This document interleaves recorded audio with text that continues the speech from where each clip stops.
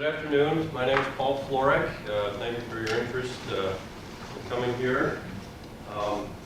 I'm a design engineer for Lockheed Advanced Development Company, known as the Skunk Works to some people.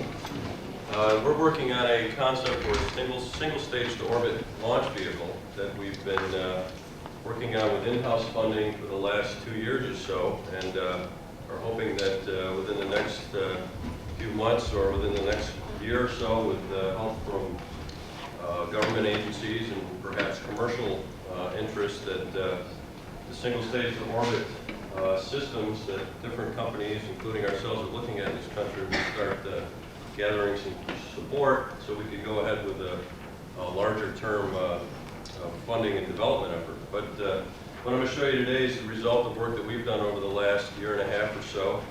And the title of this chart is Affordable Access to Space, a little different than what you have in your program. The bottom line for single stage to orbit vehicle is that the concept will hopefully bring you a vehicle which will dramatically reduce the cost of launch to orbit. That's really the impetus behind going with a single stage vehicle. Our concept is called the Aero Ballistic Rocket. That's the name that we've dubbed our vehicle. Aero because it's basically a lifting body concept based on shapes that were developed pre-shuttle era for vehicles, basically wingless vehicles with lift-to-drag ratio sufficient enough for low-speed landing on horizontal runways. And aero because the basic lower shape of the vehicle is derived from somewhat of a ballistic reentry vehicle concept shape that was developed by Lockheed Missiles and Space Company for their crew entry return vehicle or emergency return vehicle that they were looking at for the Space Station Freedom emergency rescue effort.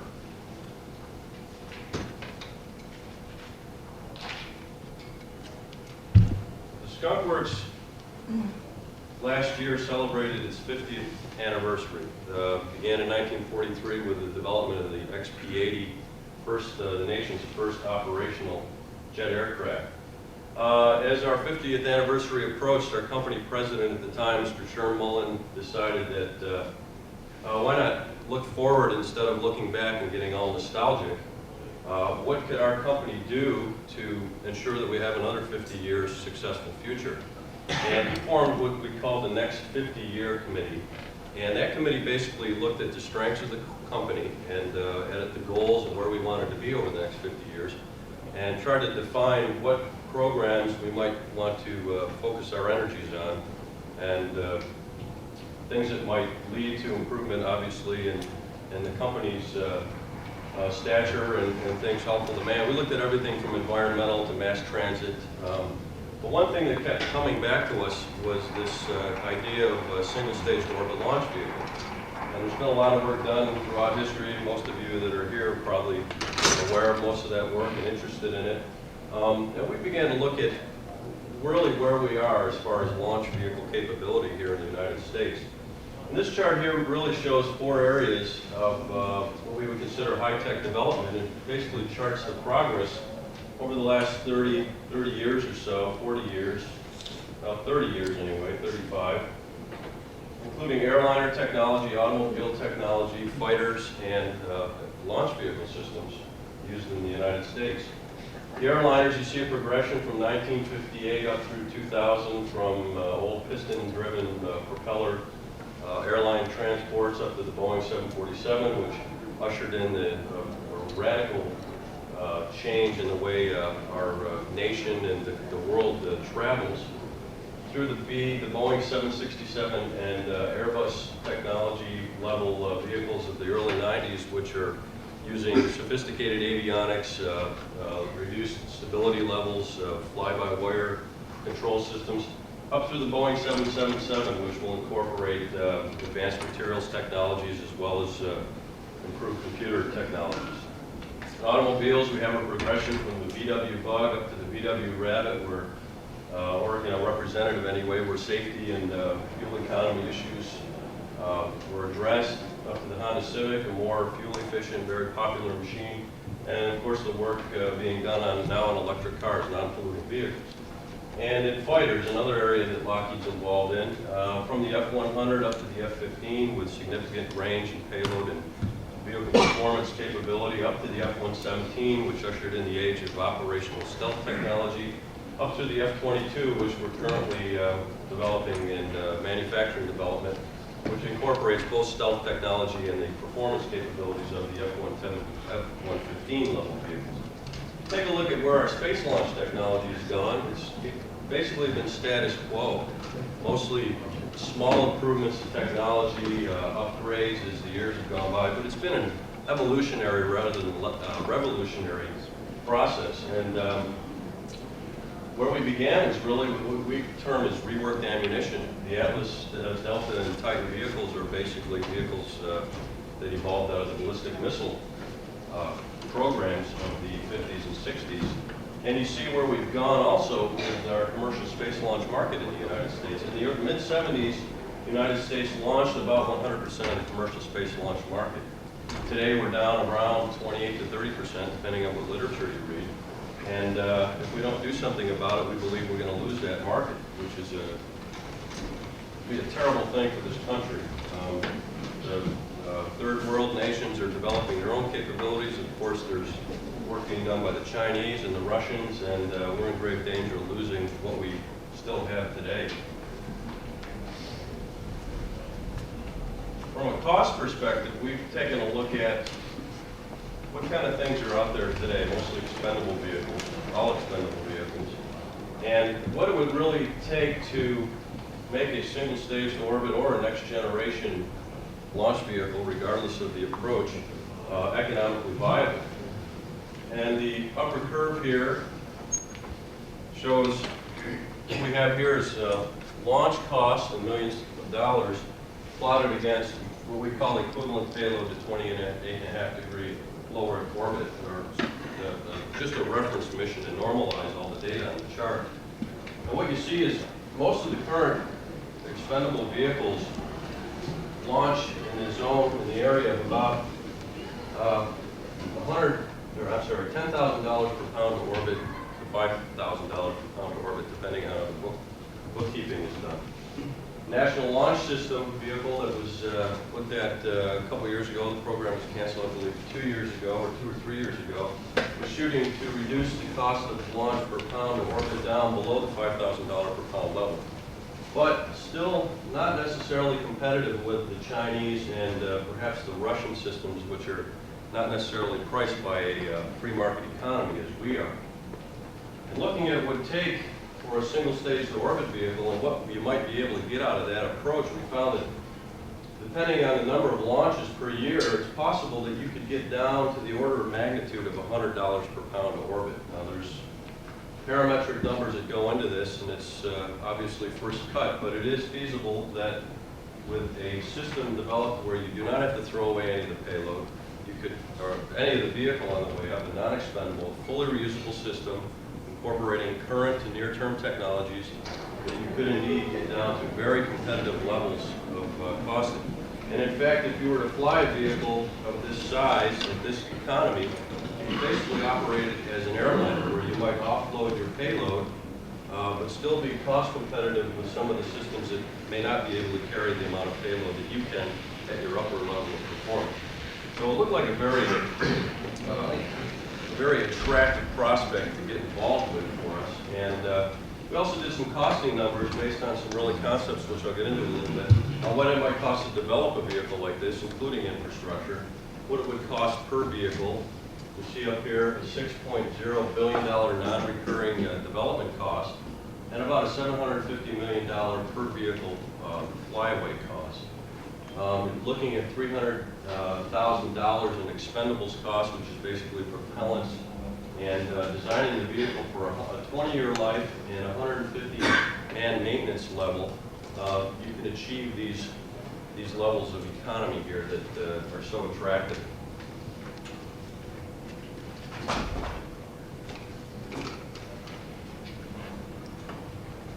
Okay,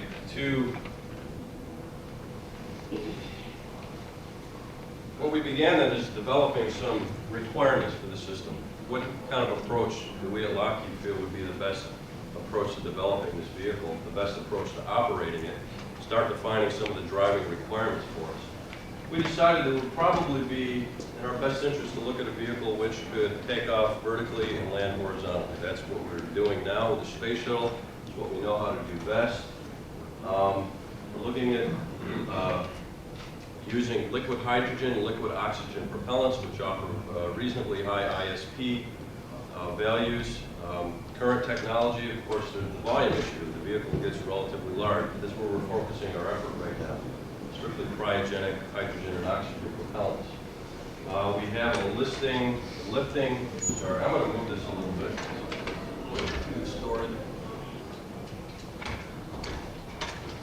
As I mentioned, a lifting ballistic type reentry, which is the lifting body approach. And we're trying to see what we can do with current or near-term materials in the metallics and ceramics area and the thermal protection system, etc. We call it a dual-use operational vehicle. Commercial, DoD, NASA, whatever payloads are necessary to launch.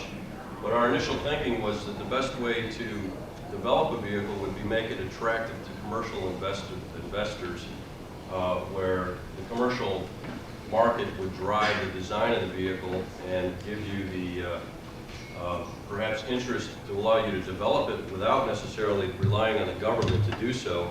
And as the vehicle began operation, the Department of Defense and NASA missions would undoubtedly fit into the capability of the vehicle. And we would like to apply a horizontal processing, quick turnaround approach. Now, Lockheed's had quite a bit of experience with NASA, working with NASA and supporting the U-2 and the SR-71 programs. The SR-71, most of the work has been done for the U.S. Air Force, but we have a contractor logistics support approach which we've developed and applied to those programs. And in fact, the U-2 program for NASA has been the longest running contractor support program of any NASA program. And we have an approach to using higher level engineering for quick turnaround capability of processing these aircraft, which in particular the SR-71 are relatively unique to other vehicles. So we're hoping to take some of these lessons that we've learned over the last 30 years and apply them to the turnaround approach to the launch vehicle. And right now, current expendables and shuttle take a significant amount of time to process on the ground. You have to prepare the payload, there's quite a bit of checkout to be done, and it's our intention to incorporate right from the start some of these thoughts on how you may reduce that turnaround time, which translate into significant costs overall.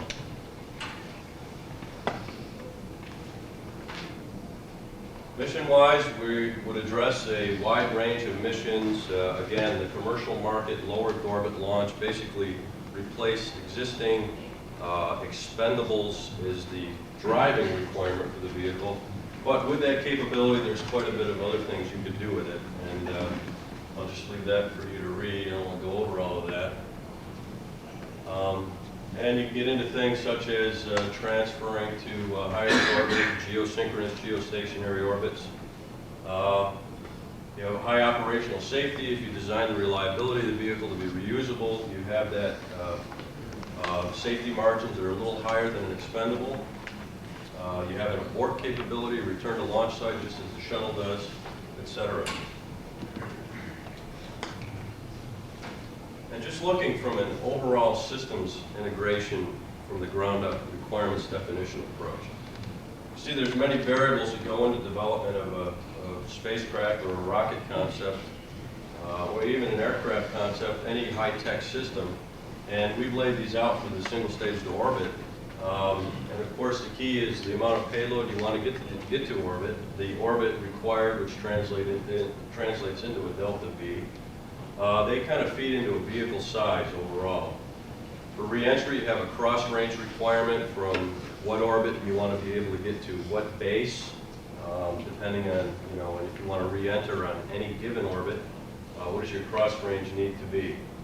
That translates into re-entry temperatures because your cross-range capability is directly, or your re-entry temperatures are directly affected by your re-entry approach, which is also tied directly to your cross-range capability.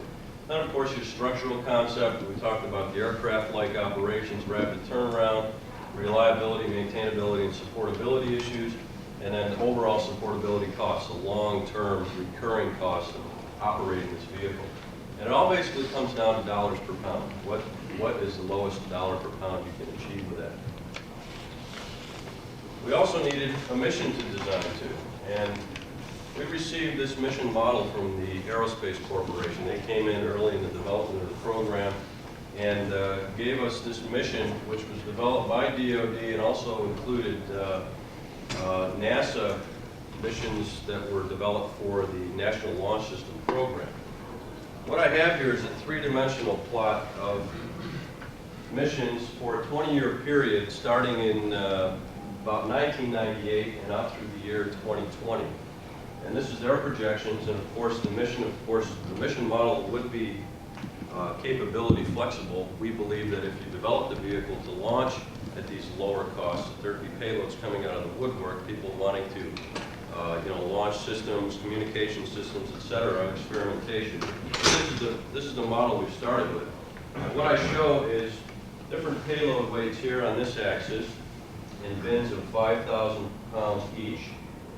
Velocity required to get those payloads to orbit, and basically these are low Earth orbits up through escape orbits or interplanetary orbits, and then the number of launches found in each of these bins, if you'll call them. And we like to call this the downtown plot. It basically shows that there's a stack of missions, say a medium amount of missions in low Earth orbit, up to about the 15,000 pound payload requirement. And then the uptown section here where you've got reasonably high orbital altitudes required, but relatively low masses to orbit. And these would be things like the geosynchronous orbits for communications, etc. And then some of the high-end stuff, which includes NASA exploratory missions, etc. Now what we're going to do in the next chart is basically just cut out this vertical dimension and look down from the top of this chart. So what you're seeing is everything shrunk down onto a flat plane here.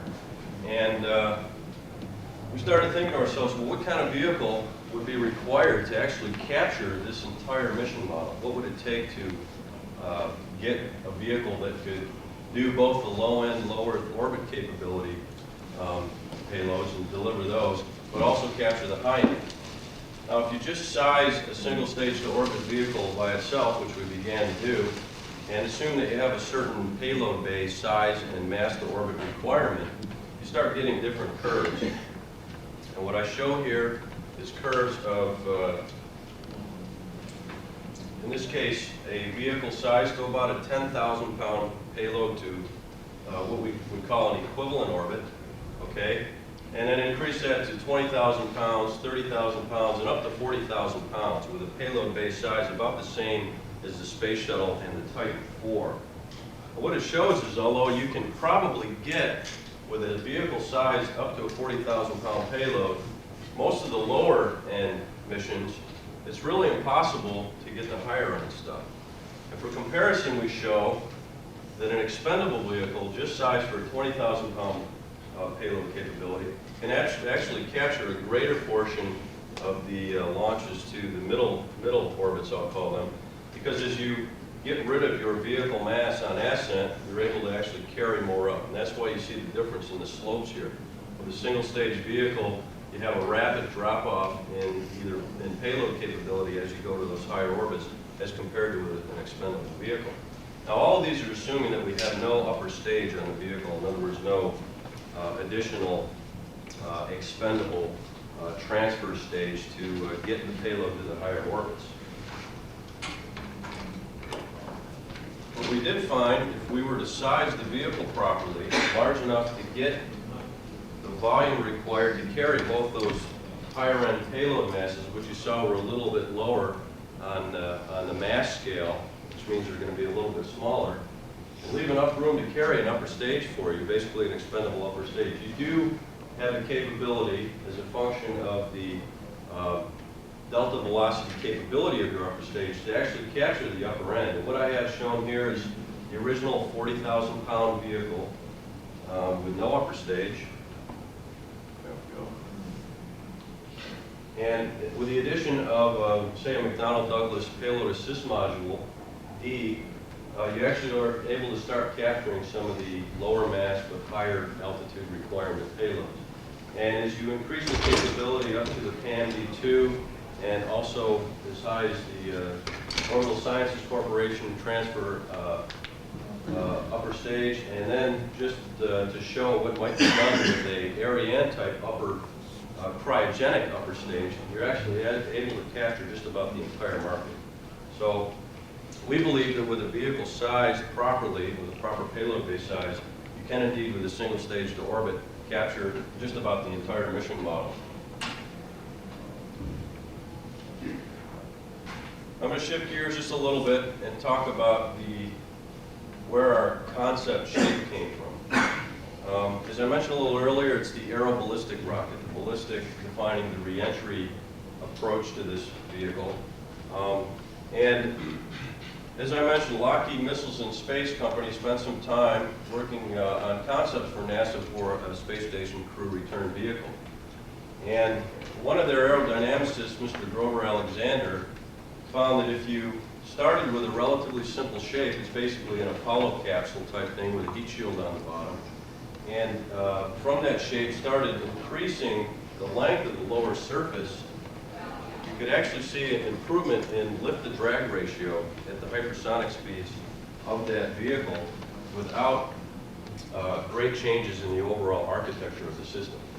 And as you increase the L over D, you also increase your potential cross range. So you basically go from a stone falling into the atmosphere to something that you can actually fly and get cross range capability out of.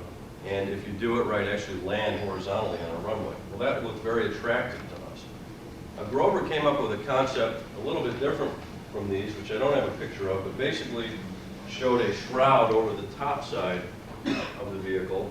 And it looked very much like, well, like a space shuttle without wings, I'll say, as a first approximation.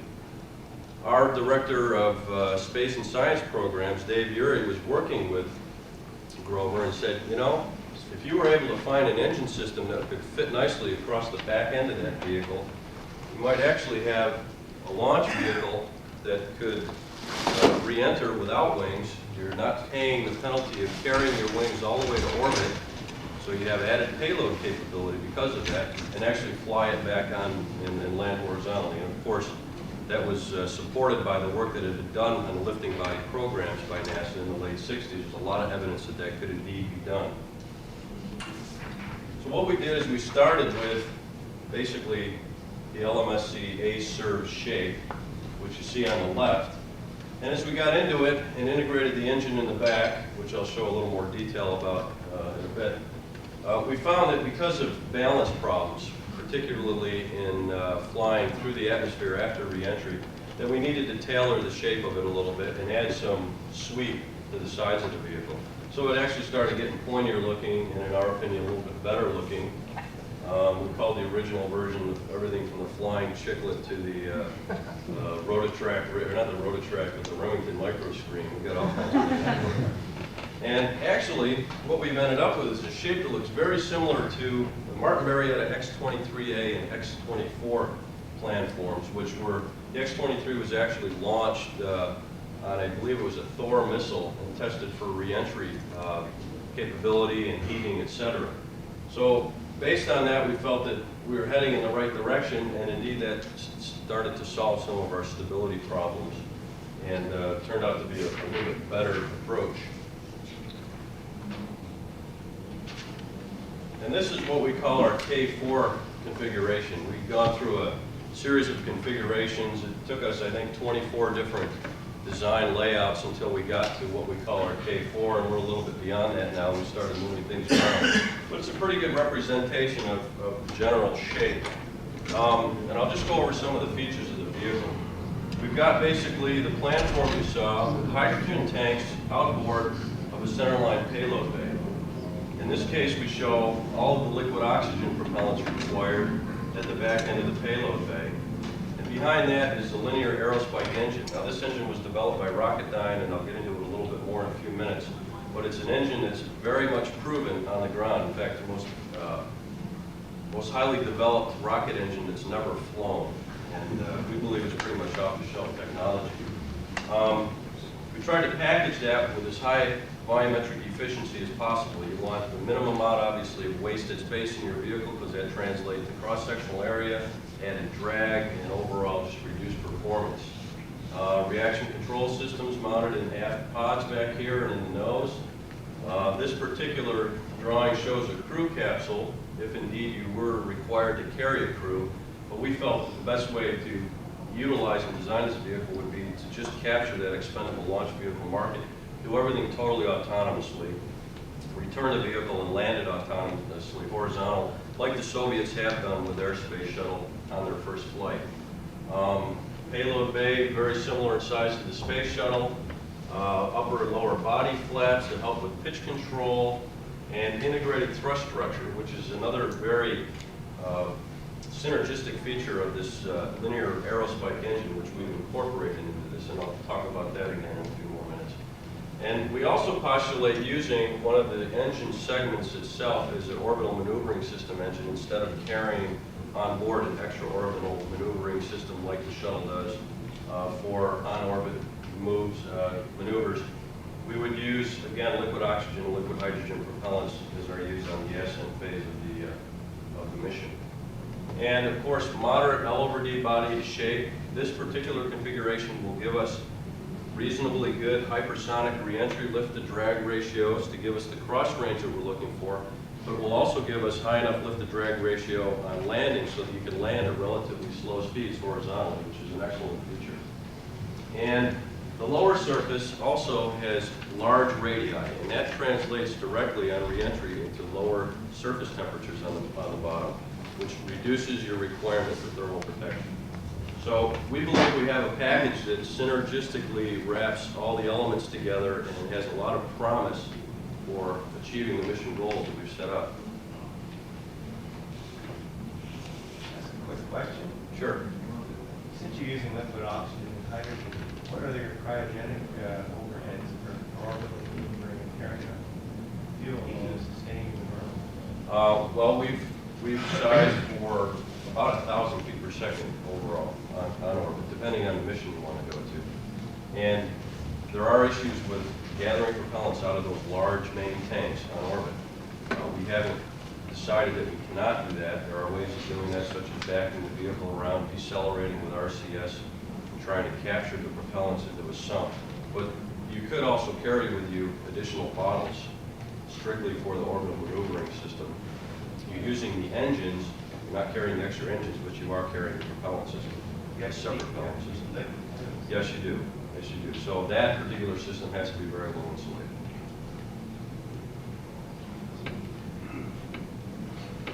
Now, of course, the option is to go with hypergolics, which are used now on the system. And you don't rule that out, but we haven't proven that this cannot be done yet, so that's where we're focused.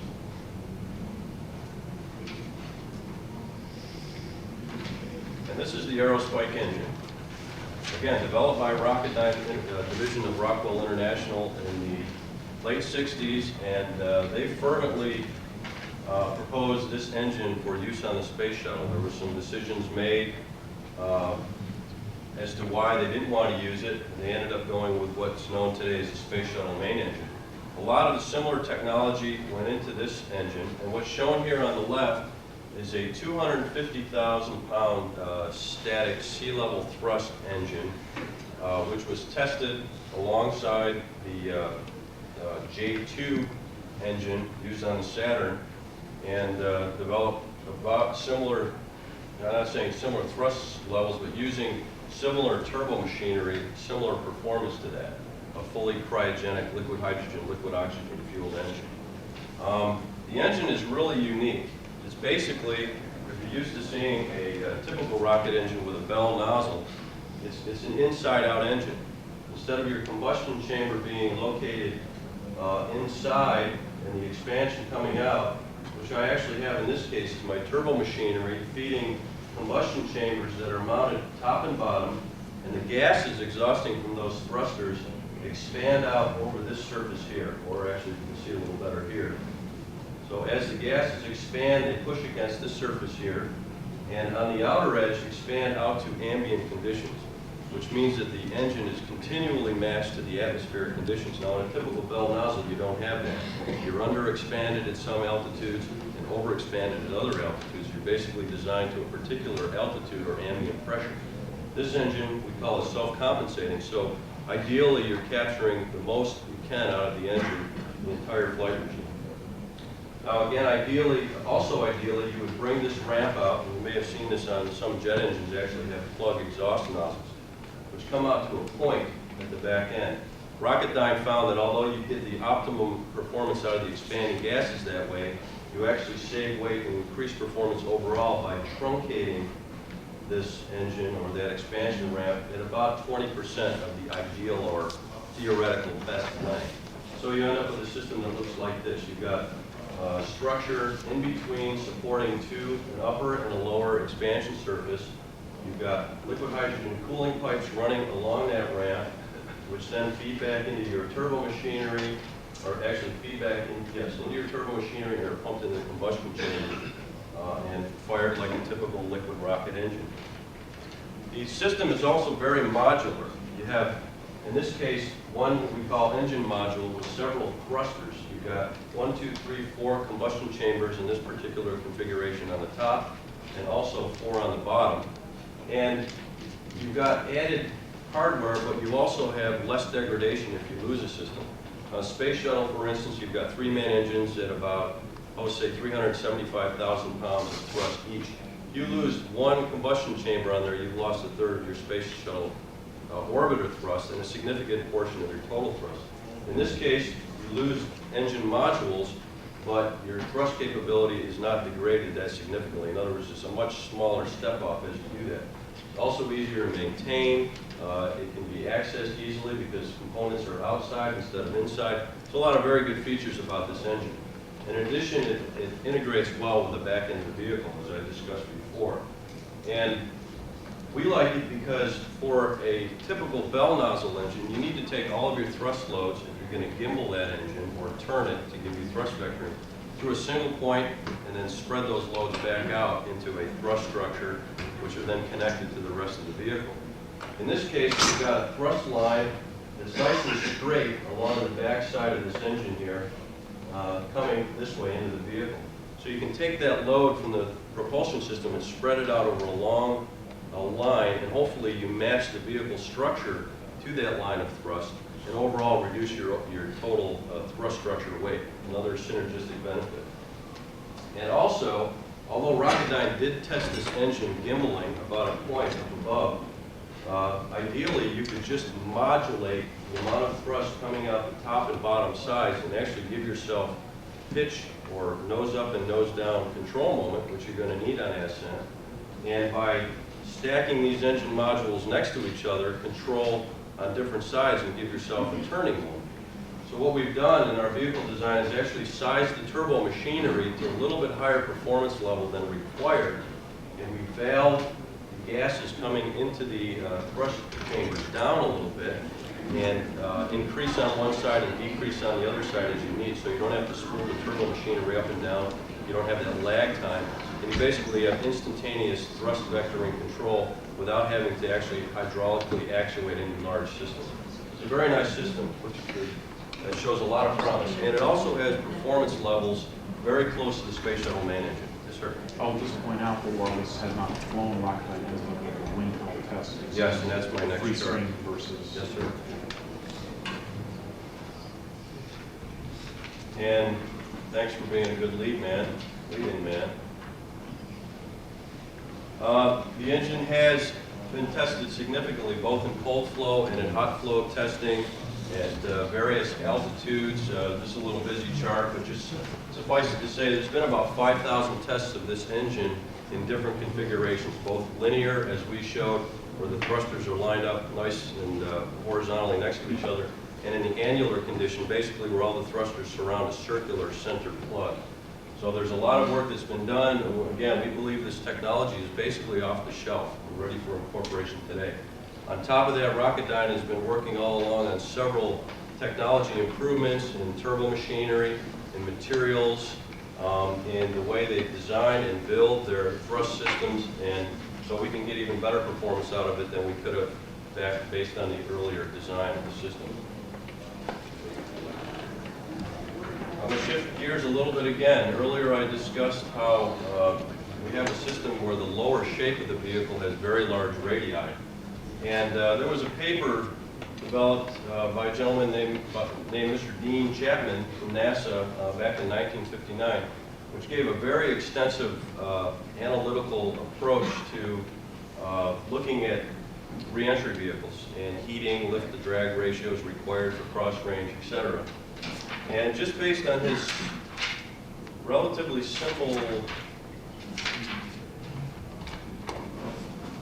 approach, or not simple, but simplified so that us laymen can understand it, because I'm not by any means a reentry specialist or a heating specialist. He showed that for various lifting body shapes, there's actually a bucket in the curve whereby your lift to drag ratio, if you tailor it, will give you a minimum heating rate.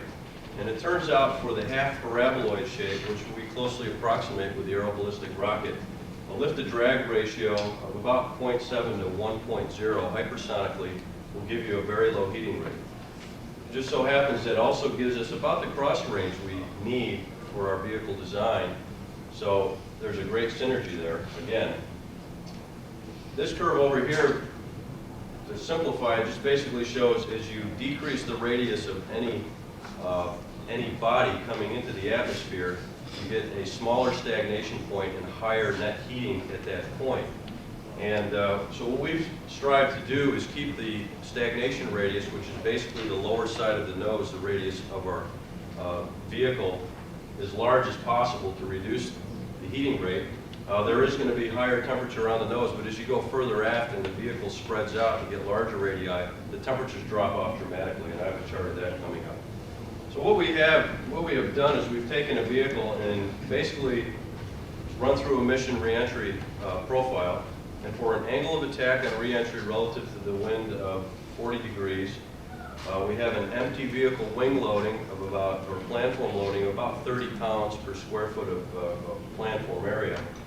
With a nose radius, say, on the order of 40 inches, the coefficient of lift and drag shown there, and a lower surface radius on the center line of about 1,400 inches, we have a lift to drag ratio out of that of about 0.95, which gets us down in the bucket.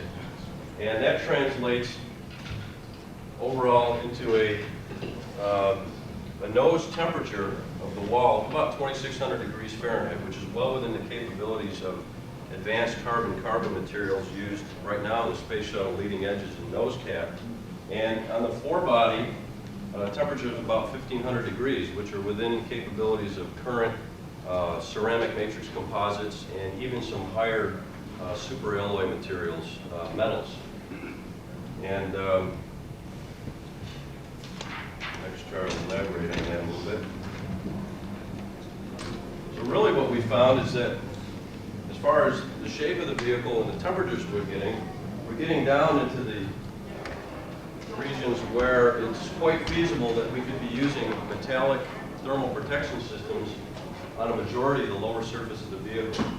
And on the leading edge, or the forward portion of the vehicle, where your temperatures are in the 1,800 to 2,600 or above region, you've got the capabilities of carbon-carbon, as I mentioned. And then down near the aft end, you're getting down to maybe the higher temperature capability titanium alloys. Now, I don't know if any of you are familiar with the tiles that are used on the space shuttle, but there's a significant numbers of silica bricks that are used. And those tiles are basically glued on and relatively difficult to maintain. They're susceptible to chips and damage. There's been a lot of work done over the last 15 years since the development of the shuttle, looking at metallic thermal protection systems that are more durable from a damage tolerance viewpoint, and also can be mechanically fastened and removed to reduce, again, your vehicle processing turnaround time.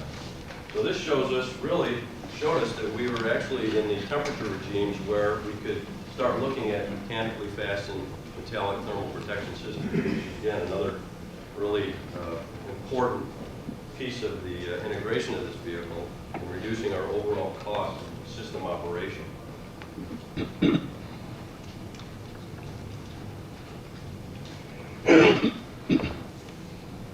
And again, back to operations, a little plug for our reliability and operations people.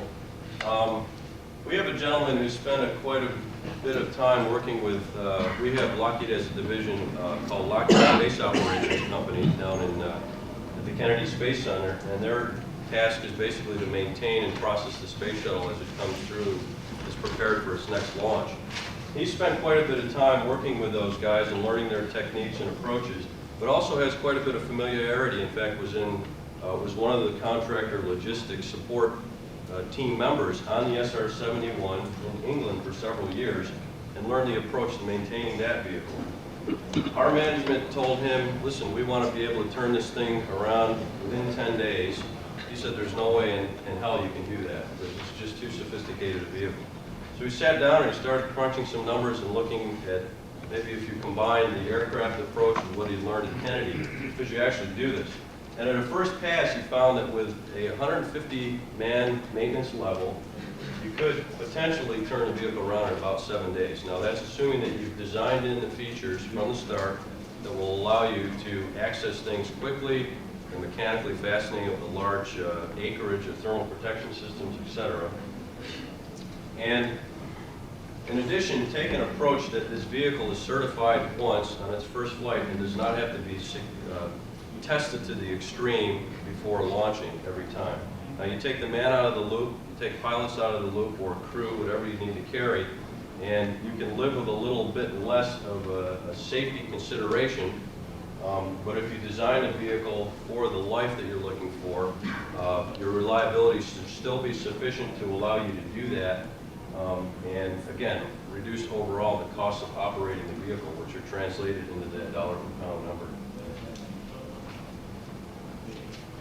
Just got two more charts here. I'll make it quick, running a little bit over. Why do we believe a single stage to orbit is doable now? We've got a packaging approach to the vehicle, which is a little bit different than some of the others that are out there. It's based on a lifting body concept, high volumetric efficiency, low temperatures, lightest heat shield possible, and hopefully we can use existing, easily maintainable materials on that vehicle. As I mentioned, Rocketdyne is working on advancements in propulsion, turbo machinery, and other technologies that are applicable to current propulsion systems as well as the Aerospike, improved avionics, subsystems, etc. And in addition, there's been significant work done in the area of cryogenic tanks made out of advanced lightweight composite materials. Both McDonnell Douglas and what is now Lockheed Fort Worth actually built composite test articles for the NASA program to contain liquid hydrogen propellants. And NASA has just funded further studies in that particular area. And these, we feel, are a key to reducing the dry vehicle mass and improving our payload capability. And again, relatively near-term technologies. Overall, we feel that we're there, or close to being there, and that perhaps some government impetus to challenge industry that a single stage to orbit is a relatively near-term prospect.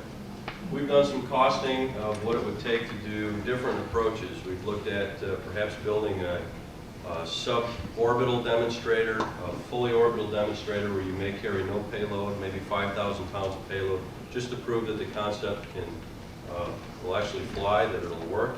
We've also looked at perhaps building what we would consider a full-sized prototype. Prototyping is something that the Skunk Works is relatively famous for. We do more of that than actual production. We've built quite a few prototypes in our lineage. And build a vehicle out of today's technologies, which may not even get you any payload to orbit, but it's sized to get you that payload to orbit.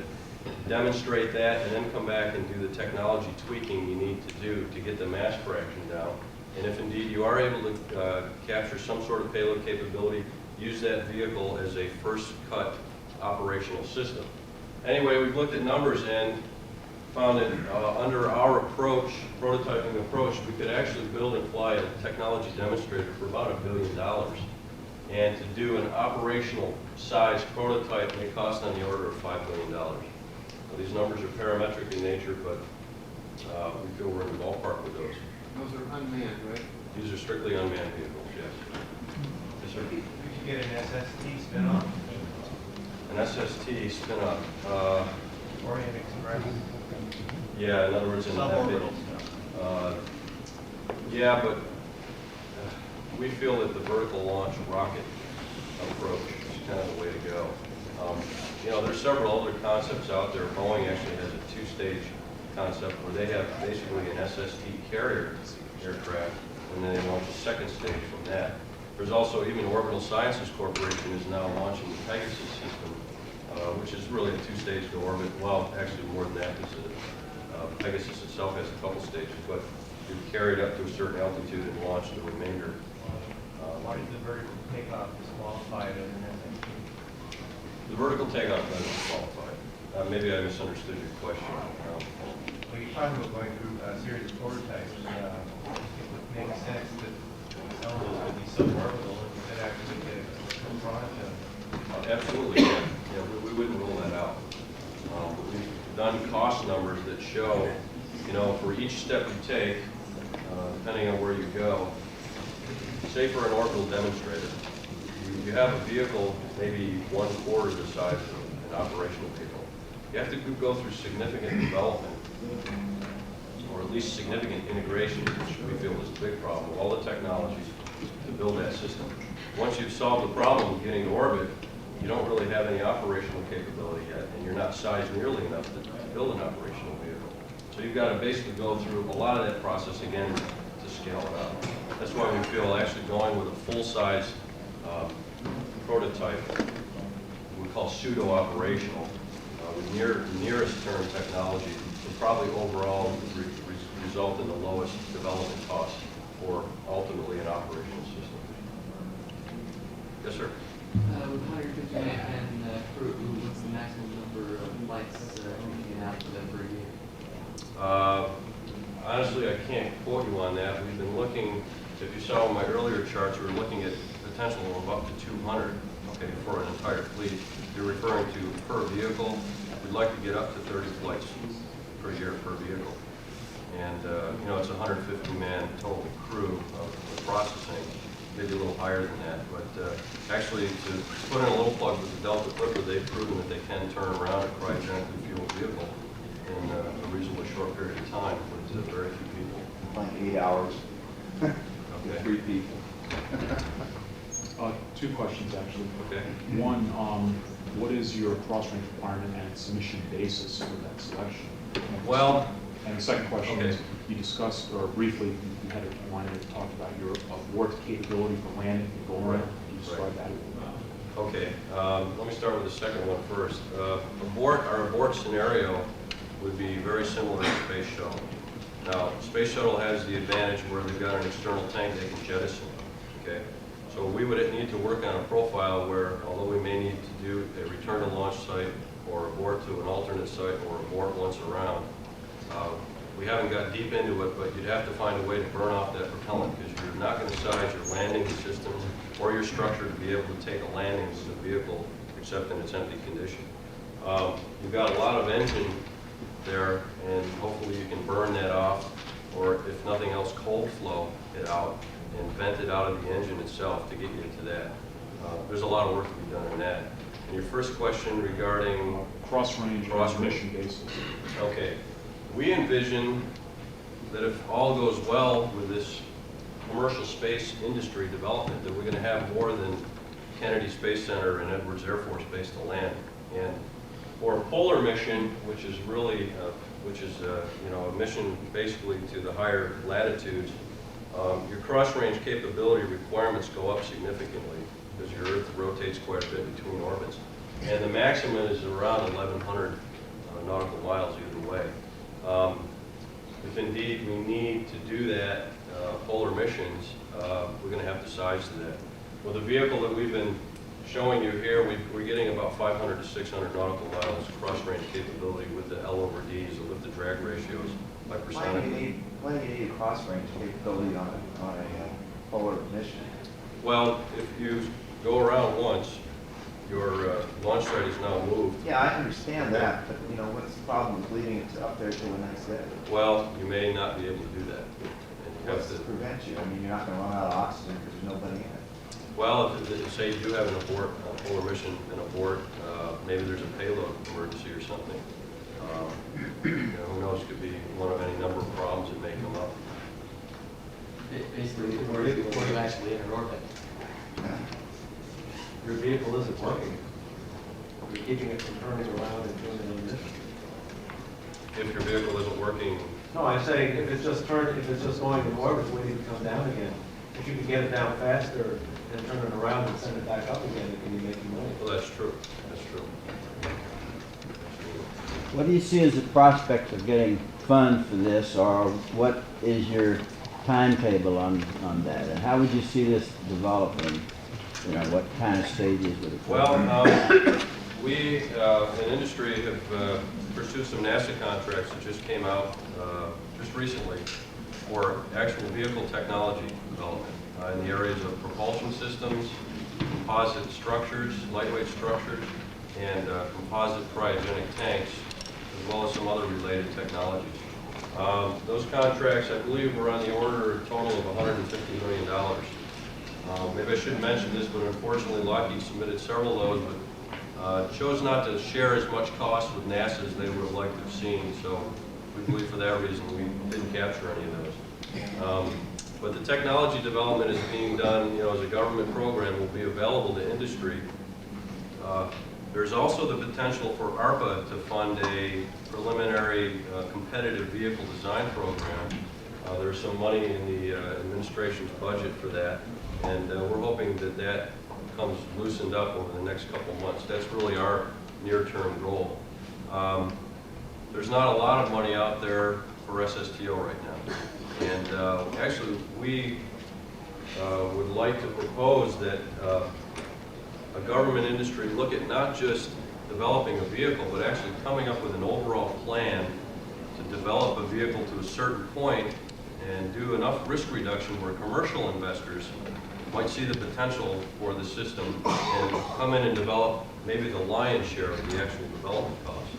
And what you'd have to basically do is form coalitions between industry, the government, and commercial investors to actually develop this program. Get a little bit creative relative to what we call business as usual, just allowing NASA or the government to do the total development work. So that's really, we hope that comes down the pike within the next year or so. As far as solid money in the budget and elsewhere, DOD, NASA, and the Air Force all have their different opinions as to which way the nation should go with the future space launch. SSTO just being one competing approach. As it gets large, it becomes more efficient. Yeah, that's a possibility. But as we showed on the mission model, really over the next 20 years, they have identified payloads that are significantly larger than that. And of course, there are commercial or private ventures that are out there now trying to develop launch systems such as Orbital Sciences to capture that lower end. Perhaps they have in mind scale up with the Pegasus or whatever. But again, looking at the technologies and what's required to capture the mission model, we feel that starting off going for the bigger vehicle is really the most cost-effective thing to do. I've got two quick questions. What Okay. kind of payload return capability does it have? And a number of your charts showed self-varying. Yeah, I would ignore the self-varying. That was put on there earlier. I don't really think that's a viable thing to do with that. Actually, I have, we had one of our very artistic designers show actually putting a module in the payload bay where you would have two jet engines like CFM56s attached and actually take off a runway, but I don't know how feasible that is. I don't know if you want to carry the penalty to do that for the rest of your operations. Your first question was in regard to payload return capability, and what we would design the vehicle to return with full payload, 40,000-pound payload capability. Yes, sir. Could you explain what you mean by varying? Varying is just a horizontal takeoff and landing at another site. You could do that a couple different ways. If you have enough lift and slow speeds to actually allow you to take off a runway, you know, you're basically empty of propellants. You can do that just like a regular aircraft, or you could launch into a somewhat ballistical trajectory, offload your total fuel, and basically lob yourself over to another site. So it's basically moving from one point of the Earth and the other without going orbital, without doing Point to point. point to point, right? What would be the field length requirements for a 40,000 pound payload when you land? Actually, with the lifted drag ratio is about 6 or so. Subsonically, we're getting landing speeds actually lower than shuttle. So you're talking about shuttle length landing, and they land with payload. So, you know, regular, 10,000 foot maybe maximum, and hopefully better than that. Again, that would allow you to maybe open up sites where you could land a vehicle. And we'd really like to see that, you know, opening up spaceports around the country and the world to allow you the latitude of taking off from one site and landing at another. Yes, I was a little unclear when you asked my last question. Do you have a once-around capability for landing? I'll be honest and say we haven't determined that we can expend that fuel if it's an abort scenario. If we do get to orbit, we're going to be empty. And depending on the latitude, I guess I could say. Because if we don't have that 1,100 nautical mile cross range, so once around, you're not going to make it. If we have the 1,100, you'll get it. But I think it's going to take us reshaping the vehicle a little bit. Like I said, right now we're on the order of 600 nautical miles. So in lower latitudes, you may be able to do it once around.